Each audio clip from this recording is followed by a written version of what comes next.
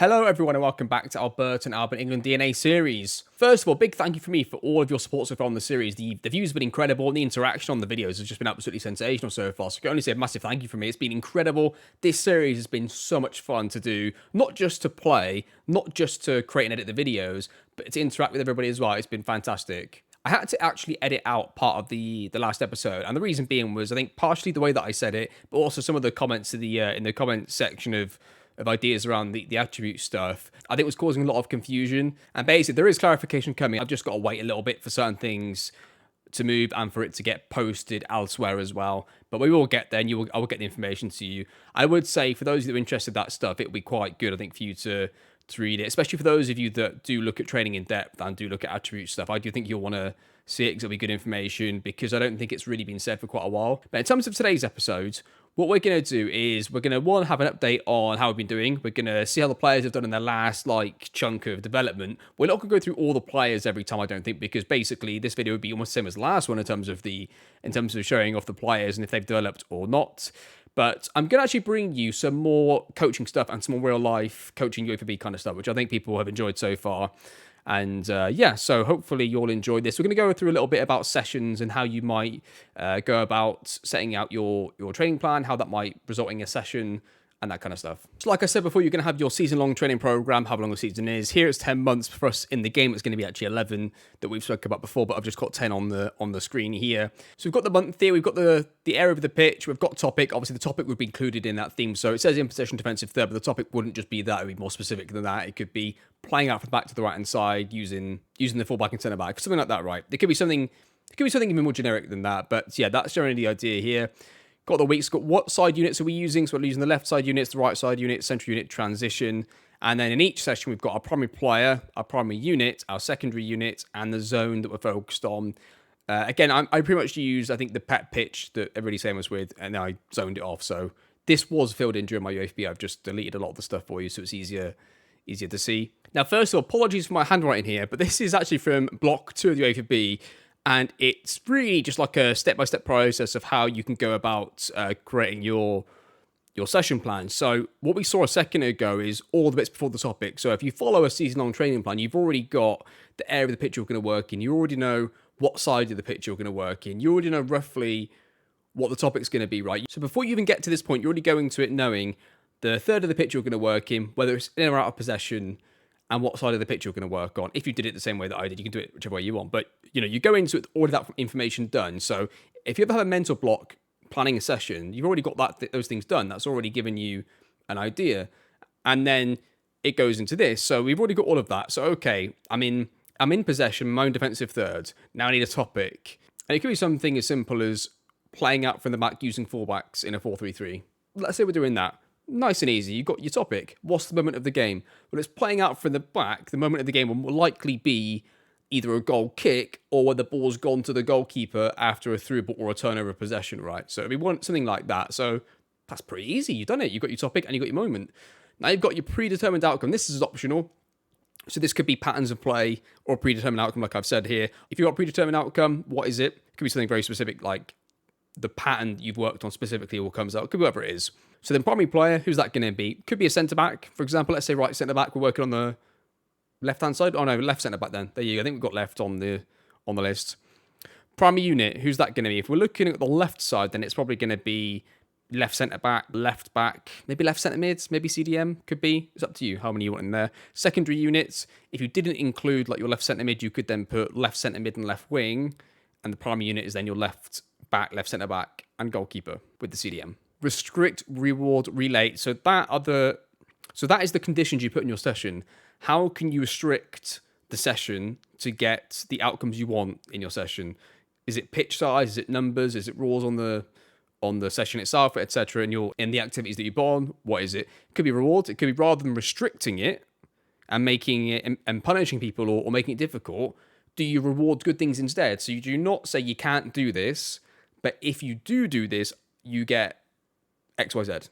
Can you make it so that players are rewarded? And depending on the age group of the players will depend on what they are. Giving an under-9s team 2 goals for using a certain player or going through a certain side of the pitch first or whatever it is might work. Doing that to under-18s probably ain't going to work as much, but you never know. Depends on the players. If there's punishments involved for the older players, for example, then they might react to that. You never know. And then relate. Relate is how much does it relate to the real game, or can you relate a session that you've restricted and rewarded and still make it relatable to the real thing? That's the challenge. That's always the challenge, making it realistic when possible. It's not always possible. And then blended coaching, is everybody getting a bit? How are you coaching the players that aren't in your primary unit, secondary unit, or on the opposition? How are you doing that? And then lastly, four corner model, ILP, individual learning plan, challenges. So are there challenges for those other players within the four corner model, or at least specifically to them in their individual learning plan?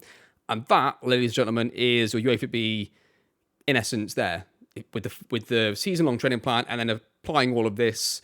The detail of how you do it all is obviously what you've got to go on the course for, but that's it in terms of a framework. There you go. You've just been given it in a snapshot. That is a note that I took from my UEFA B on block 2, which I'm pretty sure they told us to copy down. But yeah, it's always nice as a point of reference. Okay, so I've had to edit this session a little bit because obviously I had to take the players' names out and all that kind of stuff, right, because of data protection things. So unfortunately, I can't really show you the diagrams of the sessions that I did, so it's not going to be probably as useful as I'd like this to be, but at least you get the gist of how it might be structured, a session plan, right?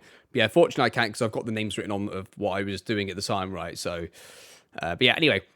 So our session topic is building attacks with our 8 and 10, which is our two central field players. So on the B, they get you to number your positions, and it's really just to give the players and the assessors and everything a nice reference point. So in my 4-3-3, which was a single pivot 4-3-3 at this time, 8 and 10 is two central field players, left centre mid, right centre mid. Think like that. That's all we're talking about here.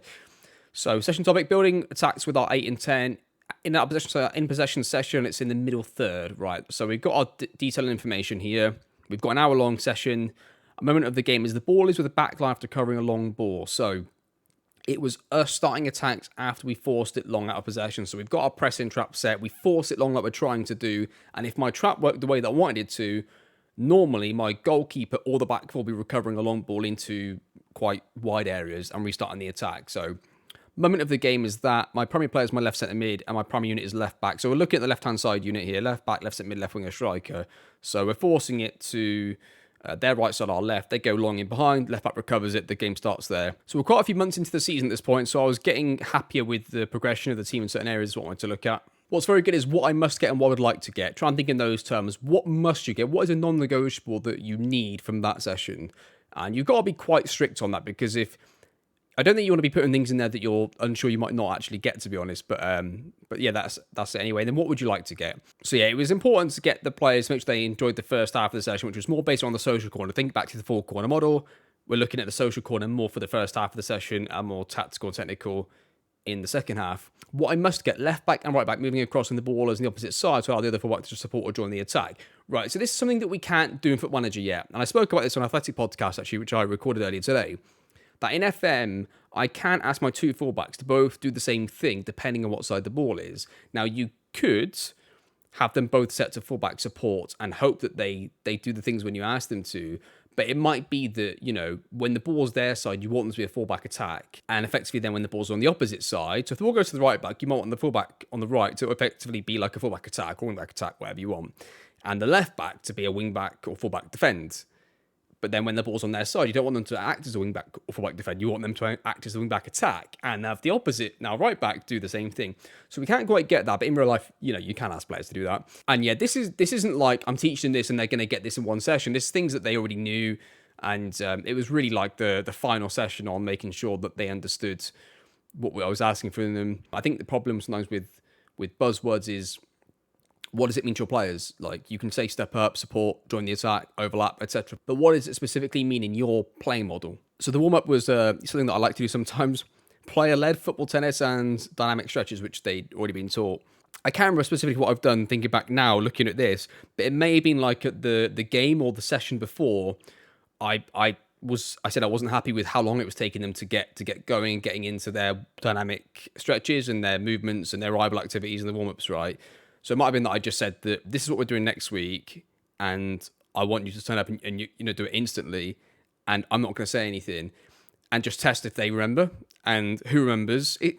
it's not really a test of if they remember it, it's who remembers, and it's a test to see who are the leaders, who's going to get everybody going. Part 1, unfortunately, I can't show you the image, which is disappointing, but yeah, it's a 9v8 game, but it's more fun-based, and there was a left winger, there was a behaviour I wanted him to learn, which was starting high and then dropping to get onto the ball, and there's a certain section of the pitch here where he was unopposed, where he could drop from a high position into the unopposed area and get on the ball, and he couldn't be touched until he touched the ball, and it was just to try and get that movement out of him, really. Because it's a game, you've got coaching points throughout, right? Every player on the team that I was working with had coaching points, all linked to the session topic, etc. Blended coaching, so team objectives.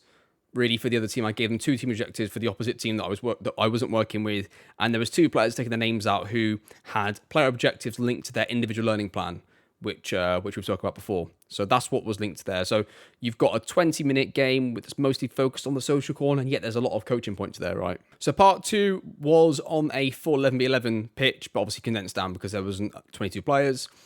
And it's a 9v8 game, which I can't show you again, but it's moment of the game. It's not going into the specifics of what the session plan was. Again, coaching points for every single player. And then here with the blended coaching, so the opposition, the players that I wasn't working with in this session, they've got a bunch of coaching points here, which are all linked to their individual training plan. So they all had targets in one area mainly, sometimes 2, and it's really just coaching points to be reinforced onto them, both by me if I have time to take a step back off of the team I'm coaching and focus on them. But if you've got a good assistant, this is what they'd be doing. So it's not just give the opposition to the assistant and let them just run with it. It's his assistant, and here's a bunch of things I want you to focus on the players, and it can be really important to have good assistants. I had 2 excellent ones. One of them is one of the best coaches I've ever coached with, including in professional level.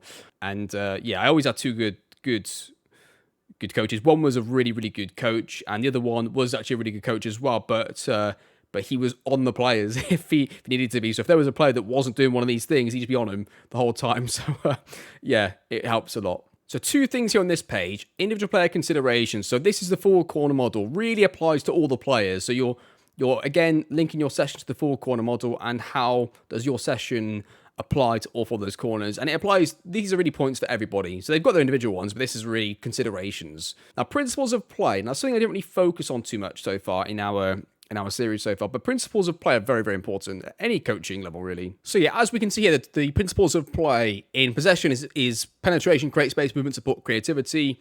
Defending is press, delay. We covered delay in an earlier episode about how we don't really look at it much as FM players. We look at, can they go nail the player on the ball, win it off them?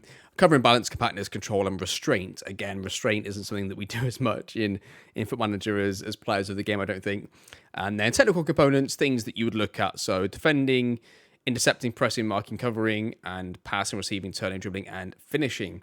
That is, in essence, the things that you're then using and applying to the B license. Now, principles of play you get taught on your level, definitely on level 2, maybe level 1 now, I don't know, and technical components. So you get taught these things in the earlier coaching badges, and then it goes into this. Obviously, the UEFA B is more in-depth, longer term. There's a lot more team aspects to it, but you apply all these things within it, and I just thought I'd show this. I haven't shown this before, and it is in England DNA. It's not in the presentation that I shared, for some reason, the one that I shared anyway, but it's always posted up around any facility that has coaching courses that are ongoing. This is always posted somewhere. So for those who've never seen that before, that is, it's pretty universal, I think, for most countries and the way that they coach. They all seem to use a variant of this. They may change the wording a little bit, but so from those principles of play, what are the 2 that we're looking at? We look at movement and support. Those are the 2 that we're looking at in our session, which you always have to include that. You don't have to. I always like to include the principles of play that I was focusing on. 1, to show what I was actually looking at, and 2, to sort of remind myself what the principles of play I wanted to focus on, to sort of like stop myself from getting sidetracked. Because if you're a passionate coach and you're passionate what you're doing, it's so easy to get sidetracked, and you've got to try not to. And that is it. That is the session plan there, essentially. So as you can see there, that session plan that one was 9 pages long. Now, it's not really about doing the longer session plan or anything like that. I like to do it that way because, 1, it was able to give me concrete and clear things of what I was working on. Secondly to that, if anybody else wanted to do this session, they can see exactly what I was trying to focus on. They have to apply it to their own players, of course, but they can see what the ideas were in amongst it all. And thirdly, if somebody wanted to come and attend my session as an outsider, or just be, a fellow UFB candidate, a tutor, whoever it is, they can see my session plan, they can see that it's done in detail, they can see my thinking behind things, and then when I'm doing things on the pitch, and I'm pulling a player for a 1-to-1 or from stopping the session from hammering somebody, they can see what the reasoning is, etc. Right? So they're not left in any doubt. Is the idea behind that? We don't have to do it like that.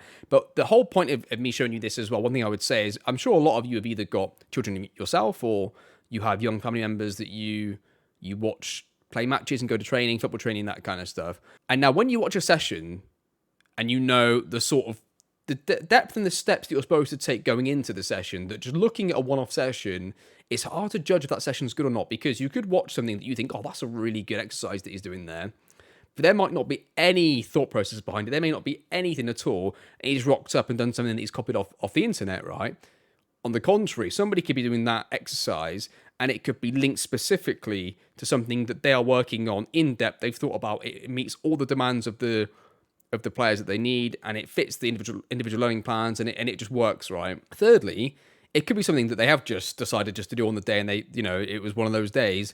But it might be that they've done 7-8 weeks of solid work at this sort of level, and they've just then gone, let's just have a relaxed, fun day with the players, etc. And let's just freewheel it. So it's really hard unless you're seeing consistent sessions from the coach, or you ask the coach what they're doing and why. Sometimes it's quite hard at a glance to know what they're doing, and I've seen some funny incidents before where people have questioned what people are doing in their sessions, and actually that coach ends up being like a really high level coach, and they just wanted to do something based on the social corner, for example, because that's what their team needed. So yeah, if you're watching coaches, keep an open mind. It could be that they've actually thought about it in depth, and they've just their something looks really basic. It is something that you think about. I've done a couple of sessions where it's like based on the social corner heavily, and you're sort of like, I hope nobody comes and sees this and thinks that that this is just what I do all the time. But it's one of those, you can't affect that. And if you are a coach, you can't worry about that. We've all been there, but you just got to ignore it. I don't know how many of you sat through that and wanted to watch all of that, but if you did, thank you. And we'll actually move on to FM, which is what we're here for. Results have taken a tumble. Now, it's not been great, especially defensively. I mean, 3 goals against, 2, 2, 2, 3. It ain't the best, is it? Let's be honest about it. But it makes it interesting. And we're going to play Accrington right now. We're, still on course for, well, we're not really. Depends on what Bristol Rovers do. This is going to be close. I'm not going to lie to you. I'm not sure what's going to happen. Am I going to have to stop rotating so much? Maybe. Yeah. So we're going to play this game first. Then we're going to do the review of the training on some of the players. Not all of them, of course, because we literally did that in the last episode. There's no point in going through everybody. But we'll go through the training, and then we'll finish off with another game. So hopefully that works out for everybody. Now let's get into the first game against Accrington, who are 23rd. So this should be an easy game to win. If we don't win this, we are in trouble. Important notes. You'll notice there's a lot less loan players. Did I terminate the contracts of the other loan players? I might have done. Why? Because, I'll tell you why. I don't know who the financial officer is at this football club, right? But every time I go to the projection, it keeps telling me, oh, you're going to be high in the plus, Jack. You're going to be fine. Like, we had 500 grand, right?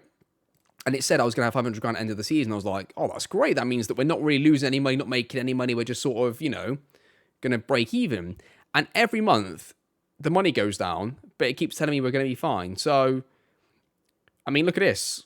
It's not good. And the 2 loan players together are on like 7 grand a week between them. So I just thought, let's save the money. The goalkeeper isn't going to be here next year anyway. Let's get one of our youngsters up here. And for the centre back, I thought, well, let's just not use Nadaba anymore, and let's just go without him and see how we do. And has that decision cost us? Yes, it has. Right, for this game, then Hamer's going to come out because he's a bit tired. I'll tell you what, Callum Butcher, if you're watching, I mean, no disrespect in real life, I'm sure you're a great player in real life, and if our paths cross in real football one day, no hard feelings. But in the game, Callum Butcher, you are playing like a bit of a disgrace, to be honest with you. What is going on here? 6.60 average rating. That is the worst in the team. By a mile. Well, I was going to say by a mile. Carriols, bless him, is trying his best to match him. Carriols is really bad because he's got 6.65, but he's got 1 goal and 5 assists, which would have boosted his match rating in those matches. So that's even worse, I think, really. But Callum Butcher, he looks all right. Does he fit the tactic? He can play as a defender in the back 3. Doesn't look like there's anything wrong with him. He's plummeted a little bit in his attributes, I think. But am I impressed, Callum? I am not. In fact, do you know what? Discuss. 1 player, training development. Yeah, you're not. I don't think I've trained poorly. Training rating 6.65. Threaten.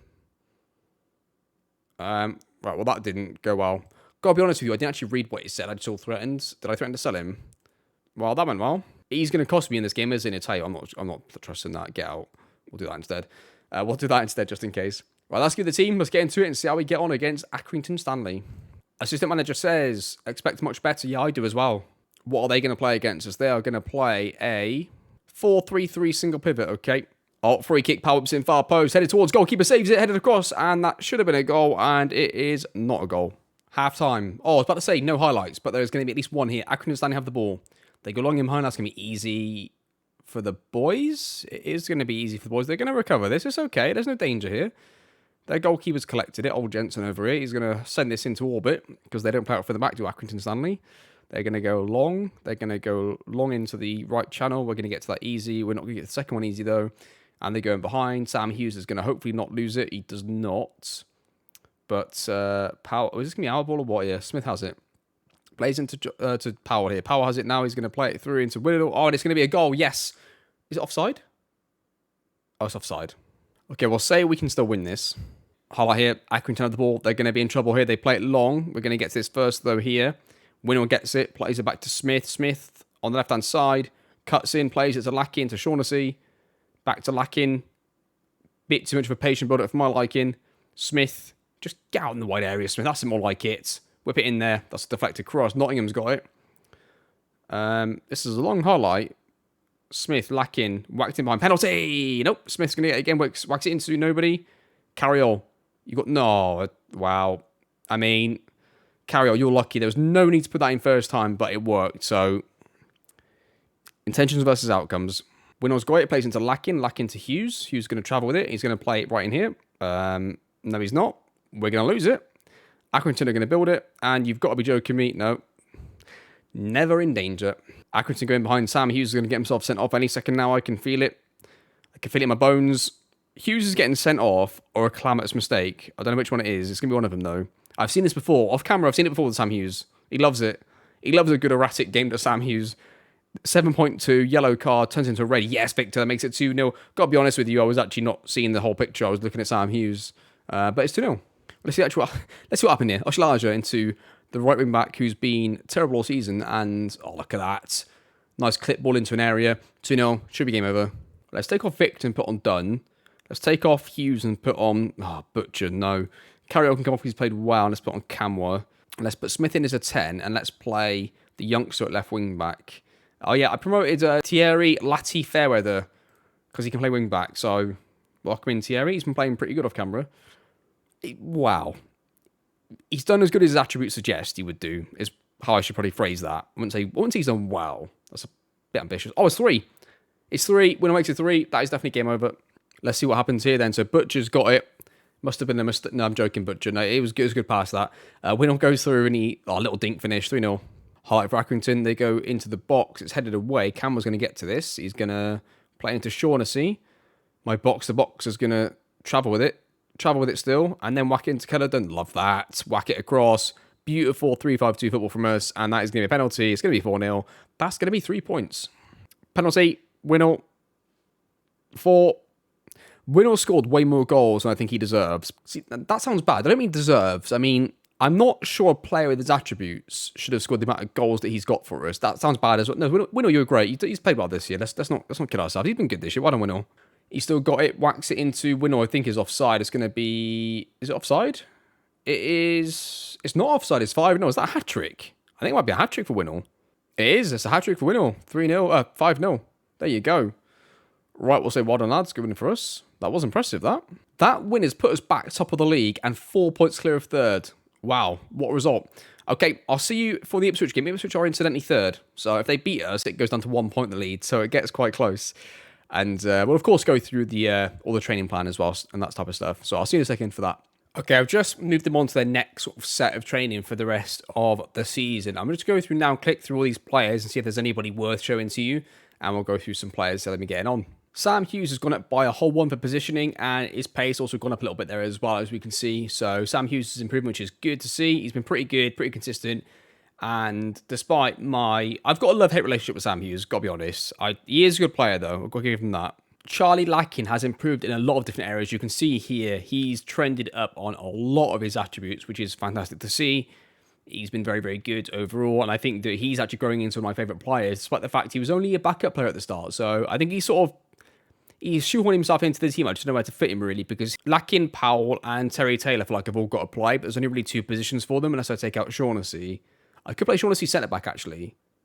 Maybe that's an idea. Now, Johnny Smith has not enjoyed the training. He has not enjoyed becoming a wing-back, and, yeah, he's not enjoyed himself, has he, at all? Trending down. Acceleration's gone down 15 to 14. Yeah, not looking good, is it? Joe Powell has actually trended up on quite a few of his attributes. He's looking like he's pretty good. He's done okay for the year. He's improved. He's a very good League One player. Is he going to be an effective number 10 in the Championship? Unsure. Probably not. Going through the first team right now, doing this sort of off camera, as I'm going through here, I'm starting to get a little concerned if we were to go up, to be honest. Victor has pretty much stayed the same, I think, with a few improvements. Agility is one of them. His agility's gone up a little bit, as you can see there. But yeah, he's been pretty good. It's not amazing, but okay. And last but not least, Terry Taylor. He has improved all over the shop. Now, nearly all of his attributes highlighted here have gone up. Nearly all of them. He's been absolutely incredible. Probably the best player, the best performing player, the most consistent player, and the best performing player in training. So that's really interesting with his development. And yeah, I've been really impressed with him all the way through, and it's showing, to be honest. And that is it. That is your update on the training. I guess we'll get into the last game of Ipswich and see how we get on. The next episode will probably come back for the youth intake, so that'll be a really exciting, probably the most important episode so far.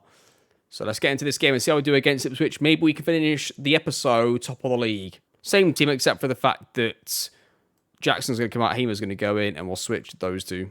Assistant manager says, if you carry on the same performance, you'll do well, okay. Ipswich are going to play Christ. They're playing a big 3-4-3, if you want to look at it that way. So we'll see how we get on. I like Garrett, Oshalaja. He's got a little Lakin in there. Yeah, Lakin, just travel with it. Travel with it. Plays the Shaughnessy, who's offset, which I like. He's got options giving it away, but Carriol's got there. I don't know how. He can't even train properly. And they're going to counter on us. Oh, what is going on? Let's got to react to this. Could have been one. Should have been one. It's whipped into the middle and it's headed away. Powell's going to try and get out to it. Hopefully he's going to tackle the player. It's whipped back in. Oh dear. Don't foul him. Cut back. Shot. Offside. He wasn't. Thrown here. They throw it short to Ball and they play it back to Harness, who's going to take a touch. He's going to shoot. He's it. The crossbar. And Tyrese John Jules scores. Makes it 1-0 to Ipswich. Okay, half time we'll say. Show me something else the second half. Going to take off Shaughnessy, put on Gilligan. I'm going to take off, I think, Victor. I'm going to throw Elliot Thorpe up front. As is a highlight. Headed away. Lakin's going to get to this. And he's going to hopefully put this into the box. He does. Victor gets up to it. It's headed away. And that's going to into the highlight. Highlight. Ipswich go long. It's flicked on. Chaplin's in. He goes through right inside. It's a penalty. Sam Hughes. He didn't let me down last game, but he's let me down this game. It's going to be a penalty. Chaplin's going to take it. Scores 2-0. Throws it to Thorpe. Thorpe has it back into Lakin. Lakin takes some touches and whacks in behind to Powell. Does take a touch into Winnell. Surely he's got a score. Keeper saves it easily. We have been battered in this game. They've got a good XG. I know they had a penalty, but you know, there we go. Powell, play him in. Play him in. Oh, he's offside now. Powell still goes. Now he's onside though. Elliot Thorpe's in. Elliot Thorpe's got good movement. And is it the beans, Jeff? That makes it so close. There's now 1 point that separates us and third. We could go up as champions. We could go up in promotion. Or we could be in the playoffs. And it's going to come down to the last 11 games.